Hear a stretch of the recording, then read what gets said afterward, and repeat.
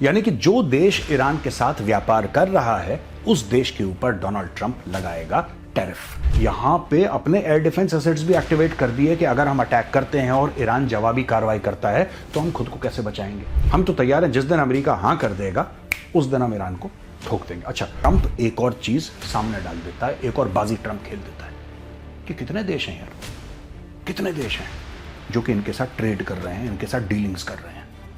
ये सारा का सारा जो काम है ये ईरान किससे करता है? तेल के पैसे से। लिहाजा इसके तेल का पैसा रोक दो, ये अपने आप सेट हो जाएगा। इसकी ट्रेडिंग का पैसा रोक दो, ये अपने आप सेट हो जाएगा।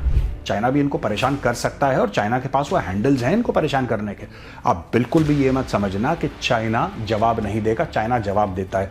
जवाब देने के तरीके अलग अलग होते हैं देशों के। भारत का अलग तरीका है और खासतौर से इजराइल के साथ इट इज लाइक दिस।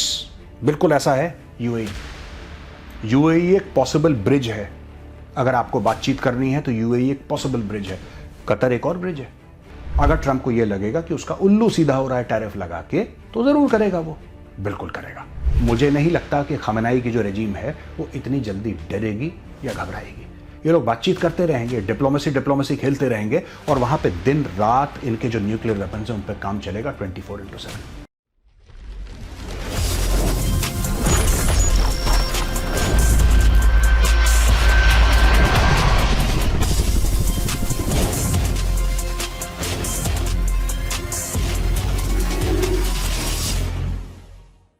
दोस्तों, वीडियो शुरू करने से पहले मैं आपको ये दिखाऊंगा, ये है द चाणक्य डायरीज। दोस्तों, this is India's finest magazine on geopolitics, national security, foreign affairs, defence. अगर आप कॉम्पिटिटिव एग्जाम्स की तैयारी कर रहे हैं, आईएएस की तैयारी कर रहे हैं या फिर स्टेट पब्लिक सर्विस कमीशन की तैयारी कर रहे हैं, किसी भी कॉम्पिटिटिव एग्जाम के लिए अगर आप प्रिपेयर कर रहे हैं अपने आप को, this magazine is the ideal magazine for you. मैंने डिस्क्रिप्शन बॉक्स में लिंक डाल दिया है, जाइए क्लिक कीजिए and by your copy today. अब दोस्तों चलते हैं वीडियो की ओर। जय हिंद दोस्तों, मैं हूं मेजर गौरवारिया और आप देख रहे हैं द चाणक्य डायलॉग्स। आखिरकार फिर ट्रंप ने वही करा जो ट्रंप आज तक करता चला आया है। उसने एक बार फिर से टैरिफ को हथियार बनाया है और इस बार टैरिफ उन पर लगेगा जो ईरान के साथ ट्रेड कर रहे हैं। यानी कि जो देश ईरान के साथ व्यापार कर रहा है उस देश के ऊपर डोनाल्ड ट्रंप लगाएगा टैरिफ। ये डोनाल्ड ट्रंप ने नोटिफिकेशन साइन कर दिया है। अब ये कौन से देश हैं और कितना ट्रेड करते हैं ईरान के साथ, ये मैं आपको थोड़ी देर में बताऊंगा। लेकिन ये पूरा मैटर है क्या दोस्तों? अभी आपको एक बात पता है कि आज की तारीख में भी ईरान के अंदर प्रोटेस्ट चल रहे हैं, लेकिन ईरानी सरकार ने क्या किया है कि आयतुल्ला खुमैनी की जो रेजिम है उसने इंटरनेट पे क्लैम्प डाउन कर दिया। मीडिया बाहर कोई खबर दे नहीं पा रहा है। There is no way to transmit information. हो ही नहीं सकता, आप कर ही नहीं सकते। उसने इतना जबरदस्त क्लैम्प डाउन कर दिया। एलॉन मस्क ने भी कोशिश करी थी स्टारलिंक से, सब कुछ फेल।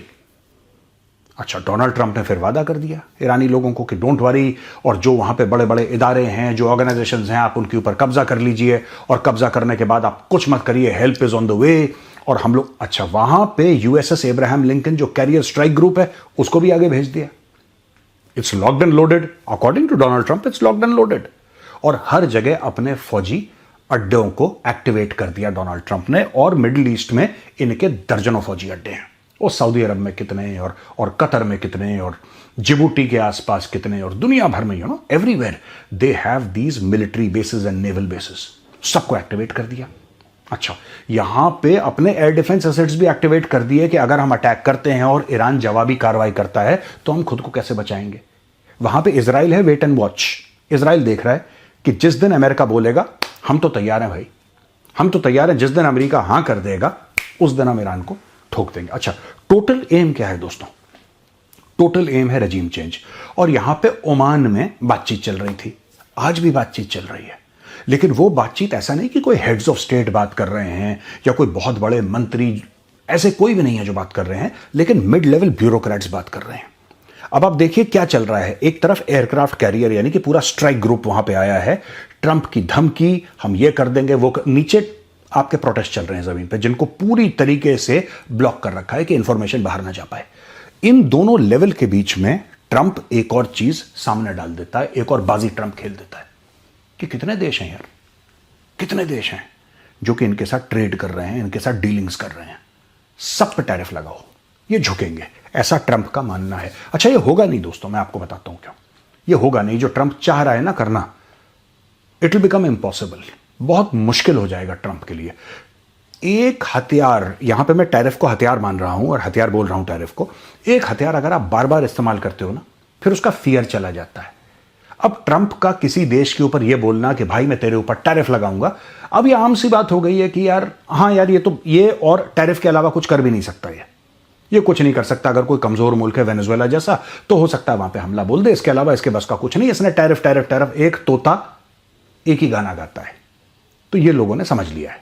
यहां पे स्टेट डिपार्टमेंट के स्पोक्स पर्सन जो है टॉमी पिगेट, उनका यह कहना है कि ईरान इन सब देशों को तेल बेचकर दो काम करता है, पूरे मिडिल ईस्ट और दुनिया में और कई हिस्सों में डिस्टेबलाइजेशन की एक्टिविटीज करता है। इनका ही मतलब है डायरेक्टली हमास को फंड करना, हिजबुल्लाह को फंड करना, हुथियों को फंड करना और इस तरीके की दर्जन और टेरर ऑर्गेनाइजेशंस को फंड करना, आर्म करना, इंडोक्ट्रिनेट करना, ट्रेन करना। ये सारा का सारा जो काम है ये ईरान किससे करता है? तेल के पैसे से। लिहाजा इसके तेल का पैसा रोक दो, ये अपने आप सेट हो जाएगा। इसकी ट्रेडिंग का पैसा रोक दो, ये अपने आप सेट हो जाएगा। एक तो इन्होंने ये बात कही है। दूसरी चीज इनका यह कहना है कि इसी तेल के पैसे से ईरान के पास इतनी ताकत आ गई है, यही तेल बेच बेच के, गैस बेच बेच के, कि अपने लोगों पर जुल्म करे। ये यूएस का स्टेट डिपार्टमेंट कह रहा है कि दो काम करता है ईरान, एक तो बाहर आतंकवाद फैलाता है अपने प्रॉक्सीज के थ्रू, उनको तेल के पैसे से फंड करता है, और नंबर दो, जैसा मैंने आपको बताया, कि जो ईरान के लोग हैं जो अपना हक मांग रहे हैं उनको दबाना, उनका कत्लेआम करना। तो अगर हम ईरान की जो फाइनेंशियल सिस्टम है, अगर हम उसको डैमेज कर देंगे या उसको रोक देंगे, तो ईरान की जो रेजीम है वो अपने आप कोलैप्स कर जाएगी या फिर रुक जाएगी, ये सब नहीं कर पाएगी, ऐसा उनका मानना है। तो दोस्तों अब मैं आपको बताऊंगा कौन कौन से देश हैं जो कि ईरान के साथ ट्रेड करते हैं और उनका ट्रेड का वॉल्यूम है क्या। ये दोस्तों अब जो स्क्रीन पे आप देख रहे हैं डेटा, ये अक्टूबर 2025 तक का एक्यूरेट है, यानी कि 3 महीने हो चुके हैं इस डेटा को। तो आप ये मान के चलिए कि फेयरली करंट है और फेयरली एक्यूरेट है। अब चलिए टर्न बाय टर्न मैं आपको बताता हूं कि कौन से ऐसे देश हैं जिसको ईरान अपना माल एक्सपोर्ट करता है, क्योंकि एक्सपोर्ट में जब ईरान एक्सपोर्ट करेगा तो ईरान को पैसे मिलेंगे। इंपोर्ट की बात हम इसलिए नहीं कर रहे क्योंकि जब इंपोर्ट करेगा तो ईरान को पैसे खर्च करने पड़ेंगे, लिहाजा we should focus on exports. तो ये देखिए आपके सामने, चाइना को एक्सपोर्ट करता है 14.5 अरब डॉलर का, इराक 10.5 अरब डॉलर, यूएई यानी कि यूनाइटेड अरब एमिरेट्स 7.5 अरब डॉलर, तुर्की 7.3 अरब dollar, Afghanistan, and this is a big surprise, मुझे नहीं पता था ये, अफगानिस्तान को करता है 2.5 अरब डॉलर, पाकिस्तान 2.4 अरब डॉलर, ओमान 1.8 अरब डॉलर, इंडिया 1.7 अरब डॉलर, रशिया 1.2 अरब डॉलर और तुर्कमेनिस्तान 0.7 बिलियन डॉलर्स।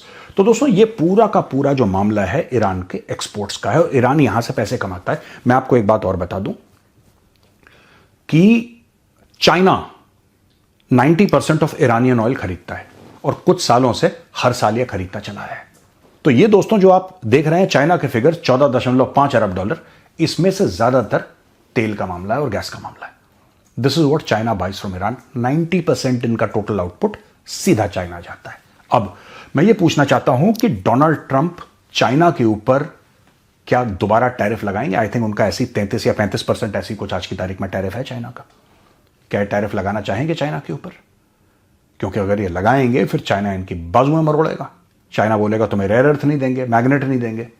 चाइना भी इनको परेशान कर सकता है और चाइना के पास वो हैंडल्स हैं इनको परेशान करने के। आप बिल्कुल भी ये मत समझना कि चाइना जवाब नहीं देगा, चाइना जवाब देता है। जवाब देने के तरीके अलग अलग होते हैं देशों के। भारत का अलग तरीका है, चाइना का अलग तरीका है, रशिया का अलग तरीका है, लेकिन जवाब सब देते हैं। क्या ये चाइना के ऊपर टैरिफ लगा सकता है डोनाल्ड ट्रंप? अब दोस्तों UAE 7.5 billion US dollars. UAE वो देश है जिसका ईरान के साथ और इजराइल के साथ, दोनों के साथ अच्छे संबंध है। आप ये देख लीजिए, और खासतौर से इजराइल के साथ इट इज लाइक दिस, बिल्कुल ऐसा है यूएई। यूएई एक पॉसिबल ब्रिज है। अगर आपको बातचीत करनी है तो यूएई एक पॉसिबल ब्रिज है। कतर एक और ब्रिज है जिसकी दोनों सुनेंगे, इजरायली भी सुनेंगे और ईरानी भी सुनेंगे। लड़ाई का मौका है। और भी कई देश हैं यहां पे। जो डोनाल्ड ट्रंप का फेवरेट फील्ड मार्शल है आसिम मुनीर, उसका भी देश है इसमें। लेकिन अगर ये स्विट्जरलैंड के ऊपर लगा सकता है टैरिफ, अगर ये कनाडा के ऊपर लगा सकता है, तो फिर इनके ऊपर भी कर सकता है। अगर ट्रंप को ये लगेगा कि उसका उल्लू सीधा हो रहा है टैरिफ लगा के, तो जरूर करेगा, वो बिल्कुल करेगा। अच्छा, यहां पे मैंने 1-2 दिन पहले ये भी कवर करा था दोस्तों कि 2-3 मुद्दे हैं जिस पे अमेरिका जो है ईरान से बात करना चाहता है, और ये बड़ी इंटरेस्टिंग चीज है, आप सुनिएगा इसको। ईरान कहता है कि साहब आपका न्यूक्लियर वाला मामला तो एक है ही, बिल्कुल है। दूसरा, आपका जो बैलिस्टिक मिसाइल्स हैं, जो दूर दूर तक मारने की क्षमता रखती हैं, और आप उनको और इंप्रूव करते हैं और इंप्रूव करते हैं, ये वाली चीज़ों से हमें परेशानी है। जो आपकी इंटरनल पॉलिटिक्स है, आप लोगों को जो प्रोटेस्ट करते हैं उनको मारते हैं भारी मात्रा में, इनसे हमें प्रॉब्लम है। दूसरी चीज़, आप the way you have these proxies all over ना, आपकी प्रॉक्सीज हैं, आप हमास को फंड करते हैं, हिजबुल्लाह को फंड करते हैं, हुथियों को फंड करते हैं, और दर्जन भर और टेरर ऑर्गेनाइजेशंस को मिडिल ईस्ट में फंड करते हैं। तो हमारी ये 4 प्रॉब्लम्स हैं दोस्तों। दोबारा ये 4 प्रॉब्लम्स बताता हूं, क्योंकि मैं फिर आपको बताऊंगा कि ईरान ने क्या बोला। ये जरूरी है आपको दोबारा 4 प्रॉब्लम्स बताना। Number 1 nuclear programme, number 2 ballistic missiles, number 3 proxies, Hamas, Hezbollah, Houthi et cetera et cetera, and number 4 जो ईरानियन रजीम अपने खुद के लोगों को मारती है। तो अमेरिका ने 4 चीजें बोली। ईरान का ये कहना है कि यार हमारे लोग हैं, हम मारे जो करें, आपका बीच में बोलना नहीं बनता। दूसरी चीज, जो हमारे प्रॉक्सीज हैं दुनिया भर में जिनको हम फंड करते हैं, उसके बारे में आपका बोलना नहीं बनता। हमारे प्रॉक्सीज हैं, हम उनको पैसा देने, हम जो मर्जी करवाएं। तीसरी चीज, बैलिस्टिक मिसाइल्स जो हमारी हैं, वो हमारी बैलिस्टिक मिसाइल्स हैं यार, वो हमारी बैलिस्टिक मिसाइल्स हैं। आप उसके बारे में बातचीत क्यों करना चाह रहे हैं? हम उसके बारे में आपसे कोई बातचीत नहीं करेंगे। ईरान ने मुंह पर बोल दिया। ईरान कहता है कि आप एक काम कीजिए, आप एक काम करिए, आप हमारे जो न्यूक्लियर प्रोग्राम है आप उसके बारे में बात करिए, हम न्यूक्लियर प्रोग्राम के बारे में। अच्छा, ऐसा ईरान, अब आप बोलेंगे साहब सबसे तगड़ी बात तो न्यूक्लियर है, ईरान न्यूक्लियर के लिए राजी कैसे हो गया भाई? बाकी सब कह रहा है। ईरान को तो यह बोलना चाहिए था कि ठीक है आप छोड़ दो, हम चलो ह्यूमन राइट्स के बारे में बात करते हैं, इसके बारे में बात करते हैं, उसके बारे में बात करते हैं। ईरान न्यूक्लियर के बारे में कैसे? ईरान कोई नहीं माना।